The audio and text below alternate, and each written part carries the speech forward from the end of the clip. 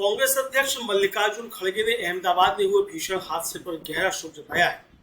उन्होंने कहा कि बड़े दुख के साथ कहना चाहता हूं कि अहमदाबाद में बहुत बड़ा हादसा हुआ है जो कि कभी भुलाया नहीं जा सकेगा। इस हादसे में बहुत से लोगों ने जान गंवाई है।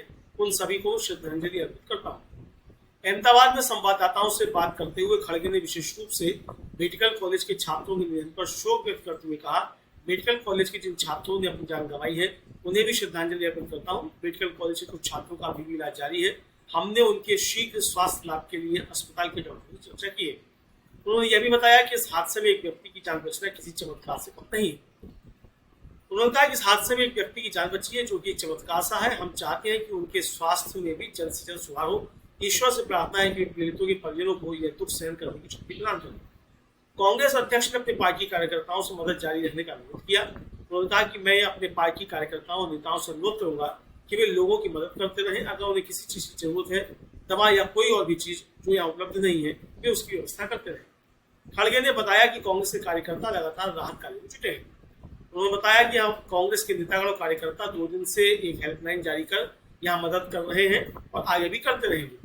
इस बयान के साथ कांग्रेस पार्टी ने हादसे में प्रभावित लोगों के प्रति अपनी संवेदनशीलता और जिम्मेदारी दोनों को एक साथ दर्शाया है। तो आइए सुनते हैं क्या कहा मल्लिकार्जुन खड़गे ने।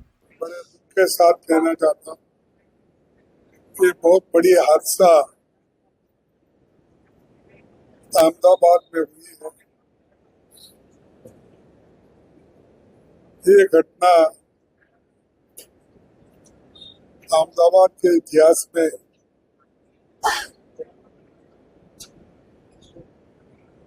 कोई भूलेगा नहीं।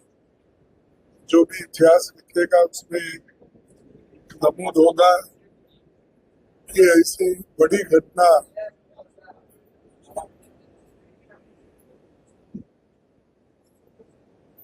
इसकी एयरलाइंस की हो गई, एयर इंडिया की। तो उसमें बहुत से लोग अपना पूरा जिनका बहुत उनका बलिदान हुआ है, ऐसे लोगों को मैं अपने तरफ से श्रद्धांजलि अर्पित करता हूँ। और जो लोग इस देश में, इस देश के वासी हैं, इसके अलावा भी बाहर से जो लोग अहमदाबाद देखने के लिए या जो टूरिस्ट थे या बिजनेसमैन थे, वो भी, उनका भी इंतकाल हुआ है। उनको भी मैं श्रद्धांजलि अर्पित करता हूँ। इसके अलावा जो नौजवान मेडिकल कॉलेज के विद्यार्थी जो अपना घर छोड़कर यहाँ पर मेडिकल कॉलेज में दाखिला लेकर जो मेस में खाना खा रहे थे, वो भी बहुत लोग उसमें भी गए हैं। उसका एग्जैक्ट नंबर हमको नहीं मिल रहा, लेकिन जो भी आपके माध्यम से हमको मिला है वही आप जानते हैं, मैंने उतना ही जानता। और उसी तरीके से जो 3 विद्यार्थी यहाँ पर घायल हैं, जिनकी देखभाल चल रही है, और हम यहाँ के जो सर्जन हैं डॉक्टर मित्तल, उनसे भी मिले, विचार विमर्श किया कि जो भी 3 विद्यार्थी हैं उनका जल्द से जल्द उनको दुरुस्त किया जाएगा, उनका ठीक ठाक इंतजाम होगा। और बाकी एक जो हमारे विश्वास जो मिरेकल, बहुत सारी ऐसा मिरेकल कहीं दुनिया में नहीं मिलेगा एग्जाम्पल। ये बहुत ही लकी मैन, जितना दुख है हमको, लेकिन वो बचे हैं। अपने नसीब बोलिए या अपने जिस तरीके से उन्होंने अपने आप को बचा लिया, ये बहुत बड़ा ठीक है, ये बहुत बड़ी बात है।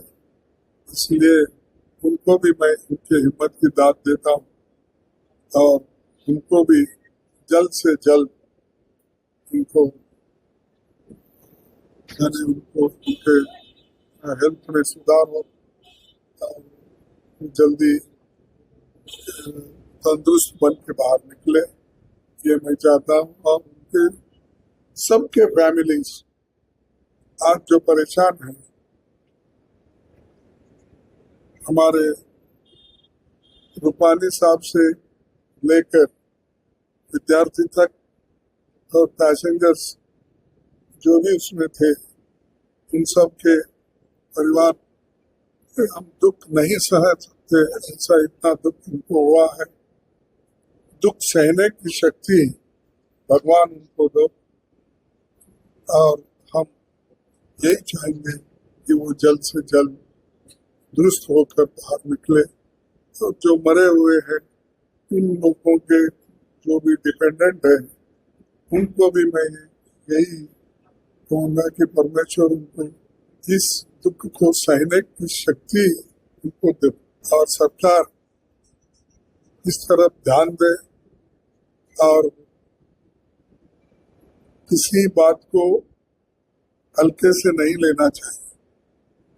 और अब ऐसी दुर्घटना होती है, ऐसा चलता है, ऐसा कहना अच्छा शोभा नहीं देता। ऐसे घड़ी में पूरा देश के लोग एक होकर मजबूती के साथ उनको हम सपोर्ट करना चाहिए।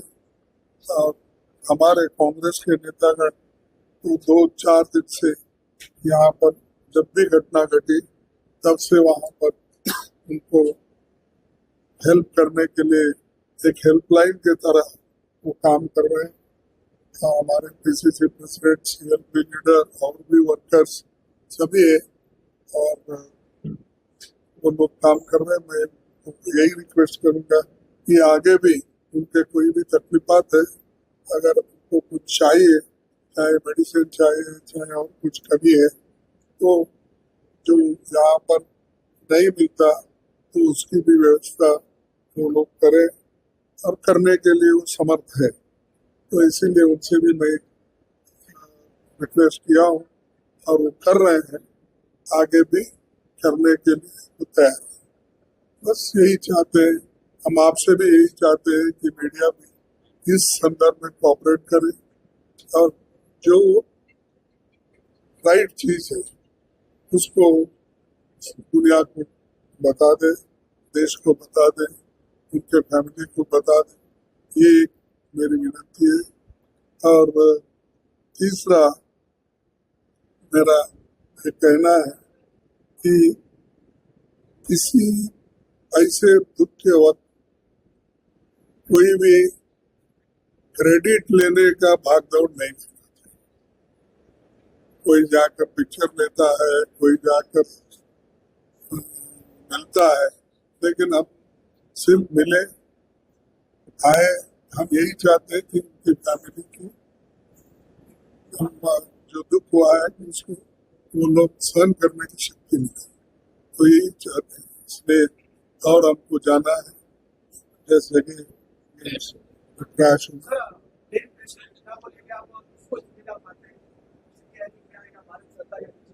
अब ब्लैक बॉक्स मिलने के बाद उसमें क्या क्या निकलता है देख लेंगे, क्योंकि अब ऑन द स्पॉट किसी को ब्लेम करना ठीक नहीं, क्योंकि ऐसे वक्त में जब लोग अभी हादसे से बाहर नहीं है तो अभी दुख में है, तो पहले ये तो ठीक होने दो। और दूसरी चीज, अब वो ब्लैक बॉक्स मिलने के बाद उसमें क्या निकलता, उस आधार पर हम इंक्वायरी के लिए भी उनको कहेंगे और दूसरे चीजों के लिए कहेंगे, लेकिन उससे पहले किसी को दोष देना मैं अच्छा नहीं समझता।